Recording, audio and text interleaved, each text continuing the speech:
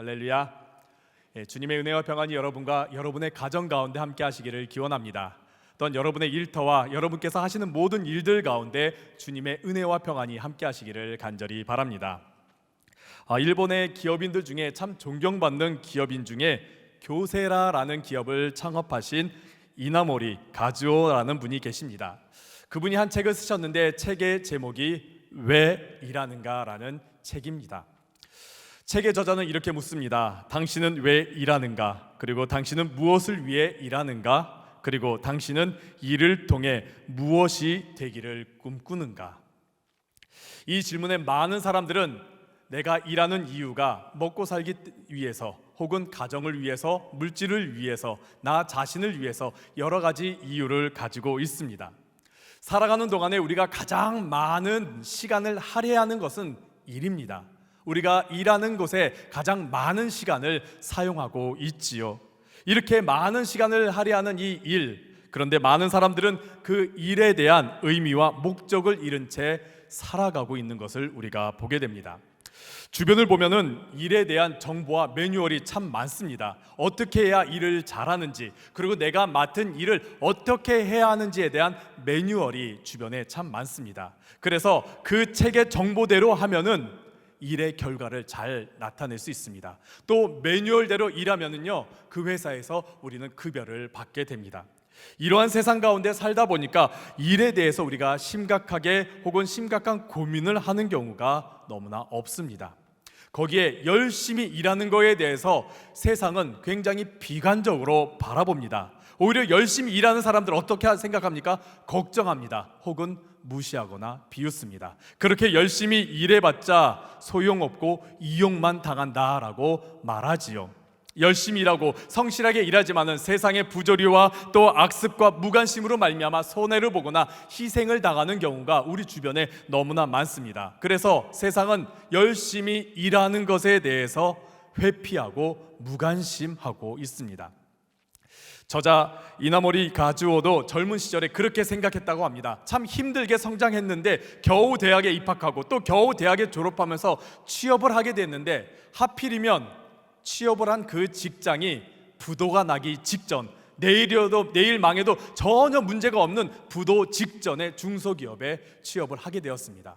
첫 월급조차도 제 날짜에 받지 못했다고 합니다. 그러다 보니까 주변에 있는 자기 동료들과 회사 직장 사람들이 다 그만두기 시작하였습니다. 자신도 이 직장을 그만둬야 되나 아니면 다른 곳에 이직해야 되나 심각하게 고민하고 있던 그때에 자신의 삶을 돌아보면서 나는 왜 이렇게 지지리도 운이 없고 나는 하는 일마다 왜 이렇게 잘 되지 않는가 그렇게 고민하고 있던 그때에 나는 왜 이 일을 하고 있지? 그리고 나는 무엇을 위해 일하고 있는가? 이 질문을 심각하게 생각하게 됐다고 합니다. 내가 일하는 진정한 의미, 도대체 이것은 무엇인가 심각하게 생각하면서 그 답을 찾는 가운데 자신은 성장하게 되었고 지금의 교세라라는 굉장히 거대한 기업을 이루었다라고 그분은 말하고 있습니다. 사랑하는 성도 여러분, 여러분은 왜 일하고 계십니까? 그리고 여러분은 일하는 가운데 어떠한 생각을 하고 계십니까? 우리가 금요 기도회마다 지금 일터 영성에 대해서 함께 말씀을 나누고 있습니다. 이 일터 영성에 대한 말씀의 흐름을 보면은요, 창조와 타락과 구원의 구조를 가지게 됩니다. 우린 지난 시간까지 창조에 대한 말씀을 나누었습니다. 하나님께서 이 세상을 창조하시면서 일을 하셨습니다. 손에 흙을 묻히시면서 우리 인간을 창조해 주셨습니다. 그러면서 계속해서 일하셨습니다. 우리를 돌보시고 우리와 함께 하시고 우리를 인도하시면서 하나님은 계속해서 우리와 함께 일하고 계셨습니다. 그러면서 우리에게도 일할 수 있도록 하나님께서 우리에게 일을 만들어 주셨습니다. 하나님께서 우리가 할 일을 창조해 주셨다라는 것이죠. 하나님께서는 우리가 이를 통해서 하나님께 영광을 돌리도록 또 하나님께서 기뻐하시도록 또 이를 통해서 하나님의 이 나라가 잘 유지되고 잘 돌볼 수 있도록 하나님께서 우리에게 일을 주셨습니다. 우리는 그렇게 일을 하면서 하나님께 영광을 돌리고 하나님의 기쁨이 되면서 우리 또한 하나님의 기쁨 가운데 참여하게 되며 우리도 기쁨을 누리고 평안을 누리고 만족을 누려 나갔습니다. 우리는 일하는 가운데 하나님의 나라에 유익이 되는 그러한 삶을 살아가고 있었습니다. 이렇게 일을 통해서 우리는 큰 유익과 만족을 얻게 된 것이죠. 그런데 사랑하는 성도 여러분, 여러분 지금 일하면서 어떠한 생각과 어떠한 마음을 가지고 계십니까? 일하면서 여러분들은 행복하십니까? 일하면서 여러분들은 기쁨과 보람과 혹은 만족을 느끼고 계십니까? 하나님께서 분명 우리를 위해서 일을 만들어 주셨습니다. 우리를 위해 일을 창조해 주셨습니다. 그리고 그 일을 통해서 우리가 기쁨을 누리고 유익을 누리도록 하나님께서는 그렇게 일을 만들어 주셨습니다. 그런데 왜 일하면 왜 이렇게 힘들까요? 일하는 가운데 우리는 왜 이렇게 마음이 상할까요? 상처를 받을까요? 우리 마음 가운데 왜 이렇게 불편함이 많을까요? 그 이유는 우리의 죄 때문입니다. 이번 주간 한동안 우리가 일에 대해서 변질된 것, 우리의 죄 때문에 일이 변질된 것에 대해서 함께 나누도록 하겠습니다. 우리의 죄로 말미암아 우리의 일이 문제가 생기고 타락이 되고 변질된 것에 대해서 우리가 함께 나눠보도록 하겠습니다. 특별히 오늘 본문 가운데 함께 나눠보고자 합니다. 오늘 본문은 죄로 말미암아 이 창조 세계가 망가진 이야기를 담고 있습니다. 죄로 말미암아 하나님과 인간과의 관계가 망가져 버렸습니다. 인간과 인간과의 관계가 망가져 버리고 또 인간과 창조 세계가 망가져 버리고 말았습니다. 일도 마찬가지입니다. 우리가 하는 모든 일들이 틀어져 버리고 망가져 버리고 말았습니다. 인간은 하나님께서 먹지 말란 선악과를 먹으면서 그로 말미암아 선악을 구분하게 되었습니다.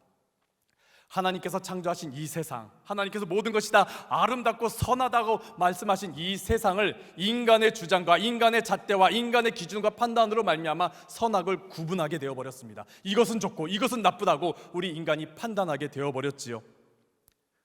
우리 사람은 인간을 판단하게 되었습니다. 저 사람은 좋은 사람, 저 사람은 나쁜 사람, 백인, 흑인, 동양인, 서양인, 가난한 자, 부한 자, 그리고 장애인과 비장애인, 귀천, 그런 것을 나누고 구분하면서 차별하기 시작했습니다. 그러면서 많은 관계들이 망가져 버리고 말았습니다. 자신에게 이득이 되는 것은 선한 것이고 자신에게 손해를 주고 불편한 것은 악하고 나쁜 것이라고 하면서 많은 관계들이 망가지고 어그러지게 되어버린 것이죠.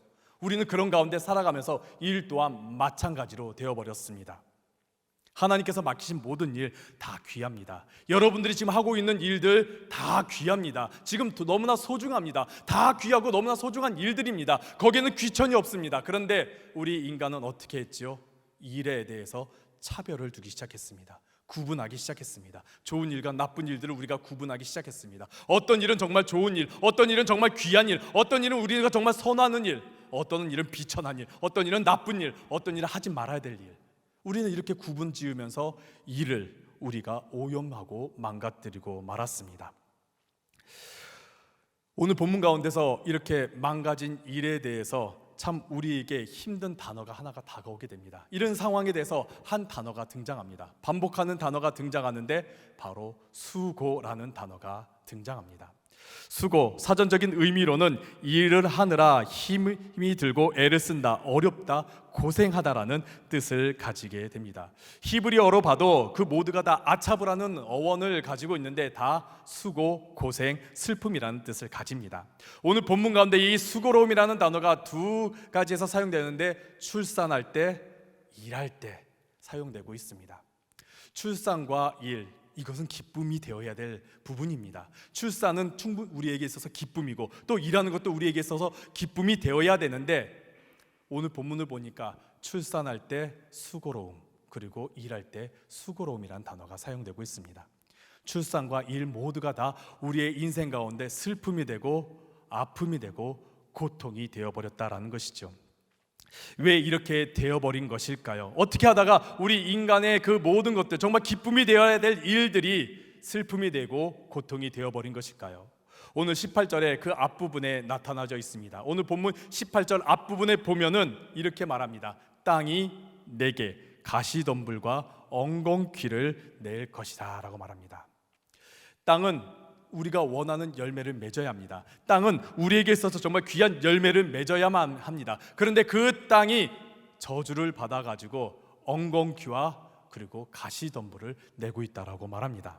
나를 아프게 하는 가시, 나를 고통스럽게 하는 가시, 그리고 아무 쓰잘데기 없는 엉겅퀴를 내고 있다라고 말합니다.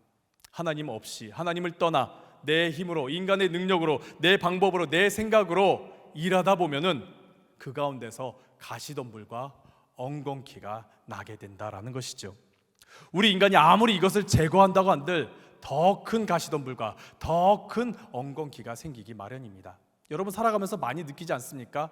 우리 자녀들, 내가 정말 힘들게 출산하고 양육한 자녀들을 우리가 키울 때 어떠합니까? 또 내가 정말 꿈꾸던 직장, 내가 정말 힘들게 들어간 직장 가운데서 어떠하던가요? 나에게 상처 주는 사람이 없던가요?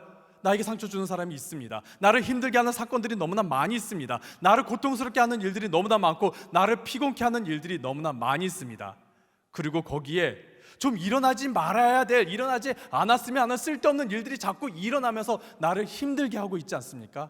가시와 같은 것들이 나를 고통스럽게 하고 엉겅퀴와 같은 것들이 나를 힘겹게 하는 것을 우리가 일하는 가운데 느끼고 있지 않습니까? 이런 가운데 우리가 어떻게 해야 할까요? 우리는 일하면서 일을 어떻게 해결해 나가야 할까요? 아까 읽었던 본문 18절 뒷부분에 우리에게 소망을 주는 말씀이 있습니다. 내가 먹을 것은 밭의 채소인즉. 하나님께서 이 땅에, 이 밭에 가시덤불과 엉겅퀴만 내는 것이 아니라 그 가운데서도 열매를 맺게 허락해 주셨다라고 말씀합니다. 그냥 땅에서 저주를 받아서 가시와 엉겅퀴만 나는 것이 아니라 그 가운데서도 열매가, 우리를 위해 열매를 맺게 해주신다라는 것이죠. 그런데 여기서 우리가 알아야 될 게 한 가지가 있습니다. 이 열매는 우리의 능력과 우리의 힘과 우리의 방법으로 맺어지는 능력이 아닙니다. 하나님께서 우리와 함께 하시면서, 하나님께서 우리가 일하는 가운데 함께 일하시는 가운데 맺어지는 결과물, 열매라는 것입니다. 우리가 일하는 가운데 하나님께서 열매를 맺으십니다. 내가 직장 생활하는 가운데, 내가 공부하는 가운데, 내가 가정일을 하는 가운데, 혹은 내가 정말 이거는 별 볼 일 없는 것 같은 일이지만은 그 가운데서 하나님께서 함께 하시면서 그 일을 우리와 함께 일하시면서 그 가운데서 열매를 맺어 나아가신다라는 것이지요. 신명기 11장 13절에서부터 14절까지에 있는 말씀을 보면은 우리가 정말 하나님께서 창조하신 그 모습을 회복할 때에 우리가 하나님의 명령을 따르고 신뢰하고 또 하나님의 말씀을 청종하고 하나님을 사랑하고 마음과 뜻을 다하여 하나님을 섬기려 할 때에 하나님께서 14절에 이렇게 말씀하십니다. 너희에게, 너가 정말 열심히 일하고 있을 때 너희 땅에 이른 비와 늦은 비를 내가 적당한 때에 내리게 해주겠다. 그리고 곡식과 포도주와 기름을 얻게 해주겠다. 그 가운데서 많은 열매를 맺게 해주시겠다라고 말씀하십니다. 하나님께서 우리가 일하는 가운데, 우리가 정말 일하는 가운데 그 가운데 함께 하셔서 우리를 도와주시고 우리의 필요를 채워주시면서 열매를 맺게 해주시겠다라고 말씀하는 것이지요. 우리가 하나님의 말씀을 청종할 때에, 우리가 하나님을 바라볼 때, 하나님을 신뢰할 때에, 우리가 하나님 안에 거할 때에 열매를 맺게 된다라는 겁니다. 그래서 예수님께서 요한복음 15장의 포도나무 비유를 통해서 우리에게 말씀하시지요. 우리가 주님 안에 거하여야지만이 열매를 맺는다. 우리가 주님 안에 거하지 않고 우리가 주님을 떠나서는 아무것도 할 수 없다라고 말하지요. 우리 함께 요한복음 15장 5절에 있는 말씀 함께 읽도록 하겠습니다. 함께 읽겠습니다. 나는 포도나무요 너희는 가지라. 그가 내 안에 내가 그 안에 거하면 사람이 열매를 많이 맺나니 나를 떠나서는 너희가 아무것도 할 수 없습니다. 아멘. 우리가 주님 안에서 일할 때, 우리가 주님 안에 거하면서 일할 때에 하나님께서는 우리의 삶 가운데, 우리의 일 가운데 열매를 맺게 해주십니다. 어떤 일을 했든지, 내가 지금 어떤 일을 하고 있든지 내가 주님 안에 거하며 일할 때에 하나님께서 열매를 맺게 해주신다라는 겁니다. 반지의 제왕을 쓴 톨킨에 관한 이야기입니다. 톨킨이 반지의 제왕을 쓰는데 그가 그 집필을 하던 가운데 한계에 부딪히게 됩니다. 글이 잘 써지지 않는 그러한 막다른 골목에 부딪히게 됩니다.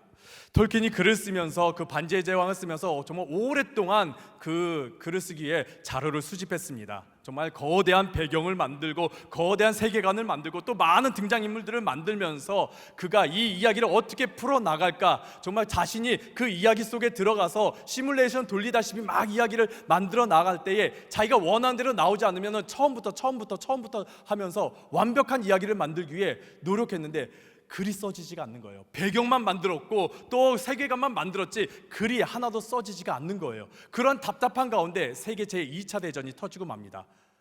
징집 대상은 아니었지만은 전쟁 때문에 글을 쓸 수가 없었습니다. 전쟁이 끝나고서 글을 쓰려고 했지만은 주변에 도움이 필요한 사람들이 너무 많아서 그들을 돕다 보니까 글 또한 써지지가 않았던 것이지요. 그러다 보니까 자신이 너무나 힘들었던 겁니다. 글을 쓰고 싶은데 글이 써지지 않아서 너무나 힘들고, 그 중에서 가장 힘든 것은 이 글이 완성되지 않을까 봐 너무나 두려웠던 것이지요.